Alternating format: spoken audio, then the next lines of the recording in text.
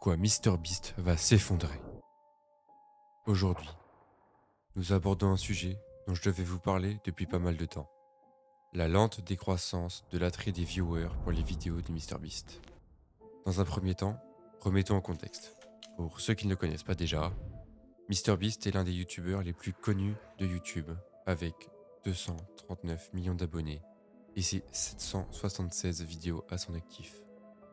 Il commence sa carrière le 20 février 2012, il y a 11 ans, avec une vidéo Minecraft de 2 minutes 36. Jusqu'ici, rien d'extraordinaire. Un gamin qui poste une vidéo de son jeu favori et qui s'amuse dessus. Et en fait, si. Le cœur de la vidéo de MrBeast témoigne dès l'introduction de cette volonté de créer des happenings, des accroches de spectateurs, via 3 panneaux qui lui incombent de terminer des défis pour gagner une récompense. Ici, la liberté.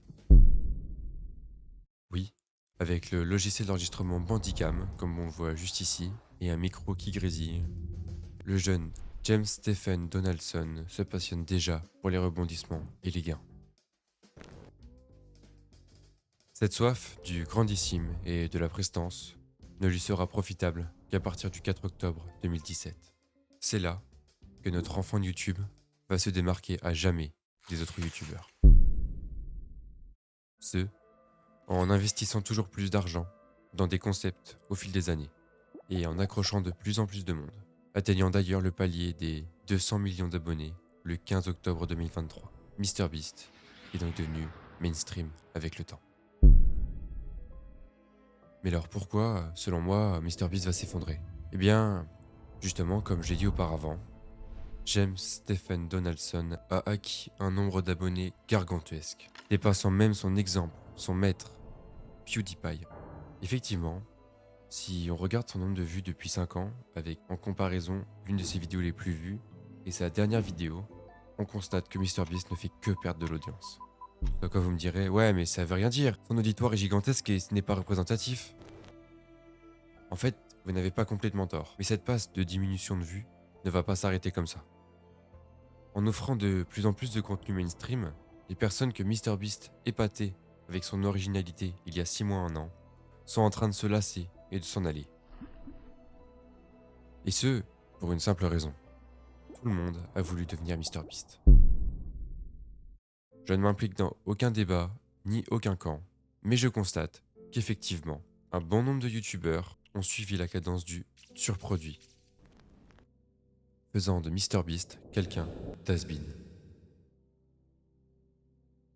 Selon Twitter, qui n'est pas une plateforme d'information, je tiens à le préciser, le contenu overproduit, du moins en France, ne plaît plus aux viewers.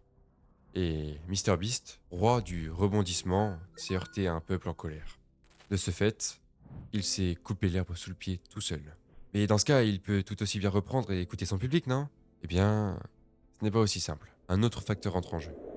Le recyclage de contenu. Laissez-moi vous expliquer. Début 2023, MrBeast a commencé à être vraiment représenté en France, notamment avec sa traduction en français sous toutes ses vidéos, ce qui l'a poussé naturellement à faire du contenu toujours plus extraordinaire et grandiloquent. Mais à force d'innover, on a senti une baisse de motivation et d'imagination chez l'équipe de MrBeast et lui-même, notamment en reprenant les mêmes invités et les mêmes vidéos. Et en tant qu'Européens, nous avons extrêmement mal perçu cette reprise industrielle de vidéos et d'invités. Et de ce fait, son auditoire n'a fait que diminuer. J'aimerais terminer cette analyse par un drama Twitter.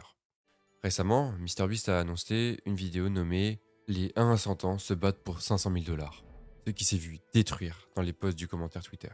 Car notre James Stephen Donaldson a simplement réutilisé la vidéo éponyme d'il y a 8 mois.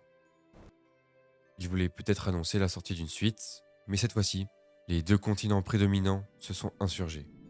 Son déclin est donc inévitable? Non. Du moins, pas si MrBeast s'efforce d'écouter sa communauté. Ce qui, du moins, dans ses lives, était, d'après lui, son moteur. Mais comme Icare, MrBeast a voulu s'approcher trop peu du soleil et s'en est brûlé les ailes. Et cette liberté dont je parlais en début de vidéo, ce réconfort après les efforts, s'est perdu car les pièges qu'il s'est infligés lui-même ont eu raison de lui. Mais ce n'est peut-être pas irréversible. Selon moi, James devrait plutôt rouvrir la section commentaires, qu'il a sûrement délaissée au cours des derniers mois, et laisser de côté les contenus surproduits, un temps du moins, pour revenir à l'essentiel de son travail et la qualité de création des concepts qu'il nous proposait au top de sa forme. Merci d'avoir suivi cette vidéo. J'espère qu'elle vous a permis d'en apprendre plus sur MrBeast. On se retrouve prochainement. Bonne semaine.